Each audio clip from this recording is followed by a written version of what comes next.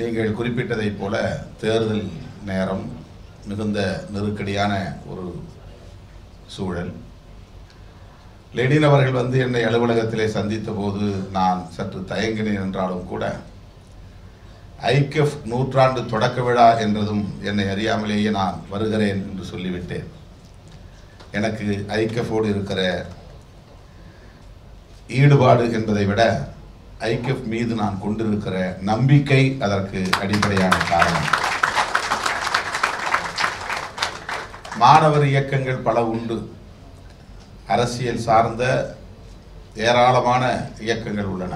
விடுதலை சிறுத்தைகள் கட்சிக்கும் ஒரு மாணவர் இயக்கம் இருக்கிறது, RSF, radical students forum. Dravida Munnetra கழகத்திற்கு மாணவர் அமைப்பு உள்ளது, திராவிட மாணவர் முன்னேற்ற சங்கம். இடதுசாரி கட்சிகளுக்கு மாணவர் சங்கங்கள் உள்ளன, SFI, student federation of India, AISF, all India student federation. இப்படி சொல்லிக்கொண்டே போகலாம்.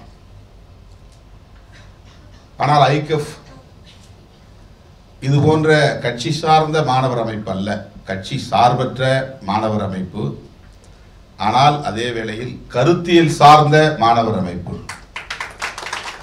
இது கட்சி சார்பற்ற அமைப்பு என்றாலும் கருத்தியல் சார்ந்த மாணவர் அமைப்பு. இதற்கென்று ஒரு கொள்கை கோட்பாடு இருக்கிறது. அந்த அடிப்படையில் மாணவர்களை பண்படுத்துகிறது, மாணவர்களை தலைவர்களாக, தலைமை பண்புள்ளவர்களாக மேம்படுத்துகிறது. லெனின் அவர்கள் இங்கே குறிப்பிட்டதைப் போல எங்காவது ஒரு ஜனநாயக குரல் கேட்கிறது என்றால் அந்த ஜனநாயக குரலுக்கு உரியவர் முன்னாள் ஐக்கியப் மாணவராகத்தான் இருக்கிறார் என்று அறிந்து கொள்ள முடிகிறது என்று சொன்னால், அப்படிப்பட்ட ஆளுமைகளை வளர்த்தெடுக்கக்கூடிய ஒரு மாணவர் அமைப்பாக ஐக்கியப் விளங்குகிறது.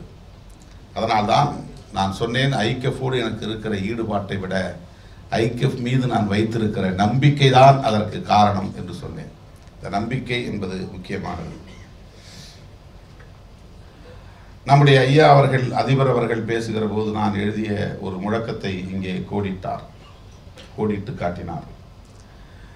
நெருக்கடிகள் சூழ்ந்த போதும் கொள்கை நெறிப்படியே வாழ்தல் வீரம், நெருப்பலைக்குள் வீழ்ந்த போதும் அடிமை நெறி மீறி பாய்தல் தீரம் என்று வீரத்திற்கும் தீரத்திற்கும் விளக்கம் சொல்லக்கூடிய வகையிலே இந்த வரிகள் அமைந்திருக்கின்றன.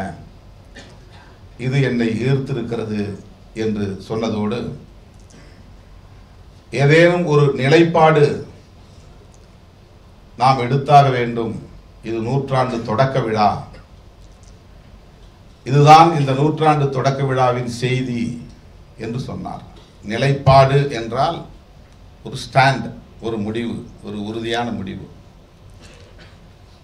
ஒரு டெசிஷன். தலைமைத்துவத்திலே மிக முக்கியமானது டெசிஷன் மேக்கிங். நிலைப்பாடு என்பது எல்லோராலும் எடுக்கப்படும், ஆனால் அதிலே உறுதிப்பாடு என்பது முக்கியமானது. ஒரு நிலைப்பாடு எடுக்க வேண்டும், அந்த நிலைப்பாட்டில் உறுதிப்பாட்டோடு இருக்க வேண்டும். அந்த உறுதிப்பாட்டை நடைமுறைப்படுத்துகிற கடப்பாடு முக்கியமானது.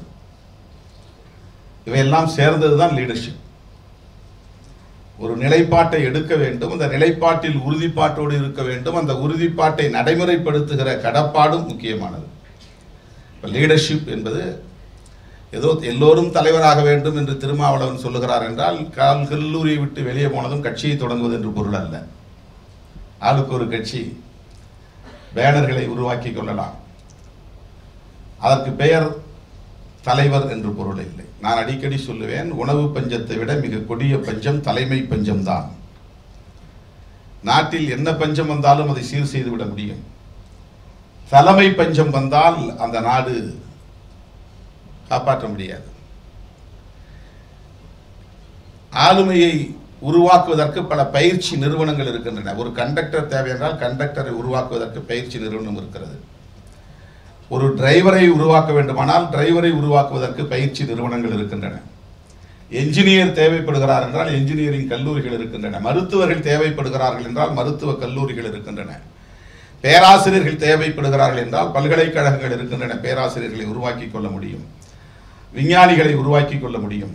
தலைவர்களை உருவாக்குவதற்கு பல்கலைக்கழகங்கள் இல்லை, கல்லூரிகள் இல்லை, பயிற்சி நிறுவனங்கள் இல்லை, ஒரு நிலையான நிறுவனம் எதுவும் கிடையாது. ஆனாலும் தலைவர்கள் தான் தேசத்தின் மிக முக்கியமான சக்தி. இதெல்லாம் ஸ்கில்டு. ஒரு கண்டக்டர்னா ஒரு ஸ்கில்டு, ஒரு திறன் பெற்றவர் என்று பொருள், ஒரு ஸ்கில்டு பர்சனாலிட்டி. ஒரு பேராசிரியர் ஒரு ஸ்கில்டு, அவர் வரலாற்றுத்துறை எடுத்துட்டா மணிக்கணக்கில் அவரால் என்ன வேணாலும் பேச முடியும், எந்த குறிப்பும் இல்லாமல் பேச முடியும். அது ஒரு ஸ்கில், ஒரு ஸ்கில்டு பர்சனாலிட்டி. ஆனால் அந்த பேராசிரியரால் ஒரு குடும்பத்தை வழிநடத்த முடியுமான்னா பிரச்சனையாக இருக்கும். சயின்டிஸ்டாக இருப்பார், அவர் ஏவுகணையை கூட விமானத்தில் விண்வெளியில் பறக்க விடுவார். ஆனால் அவர் தலைமை தாங்கக்கூடிய நிர்வாகத்தை வழிநடத்துவதிலே சிக்கல் வரும். லீடர்ஷிப் என்பதுதான் எல்லா தளங்களிலும் எல்லா புள்ளிகளிலும் மிக முக்கியமான ஒன்று. கட்சிக்கு தலைமை தாங்குவதுதான் தலைமை என்று பொருள் அல்ல, தலைவர் என்று பொருள் அல்ல. இயக்கத்திற்கு தலைமை தாங்குவதுதான் தலைமை என்று பொருள் அல்ல, தலைவர் என்று பொருள் அல்ல. நாம் எதிர்கொள்ளக்கூடிய ஒவ்வொன்றையும் எவ்வாறு கையாளுகிறோம் என்பதுதான் முக்கியமானது. அந்த சூழலை எவ்வாறு கையாளுது, எல்லாம் தெரியும் ஆனால் மோசம் போயிட்டேன், ஏன்னா சூழலை கையாள தெரியாதவரால். இவர் ரொம்ப நாலேஜபிள் பர்சன், ஆனால் கோட்டை விட்டான். நிறைய படிப்பான், ஒரு நாளைக்கு 10 மணி நேரம் படிப்பான், பரீட்சையில் கோட்டை விட்டான். ரிட்டன் எக்ஸாமினேஷனில் பாஸ் பண்ணிடுவான், இன்டர்வியூவில் ஃபெயில் ஆயிடுவான். அந்த இன்டர்வியூவில் எப்படி கொஷினுக்கு ஆன்சர் பண்ணணும், அந்த நேரத்தை எப்படி கையாளணும், அந்த இடத்துல எப்படி டீல் பண்ணணும், ஒரு கொஷினை எப்படி உள்வாங்கி அதுக்கு ரிப்ளை பண்ணணும், இதற்காக நாம் உருவாக்கி கொள்ளுகிற அந்த பர்சனாலிட்டி இருக்கிறதே, அந்த ஆளுமை இருக்கிறதே, அதுதான் லீடர்ஷிப். அதுதான் லீடர்ஷிப்.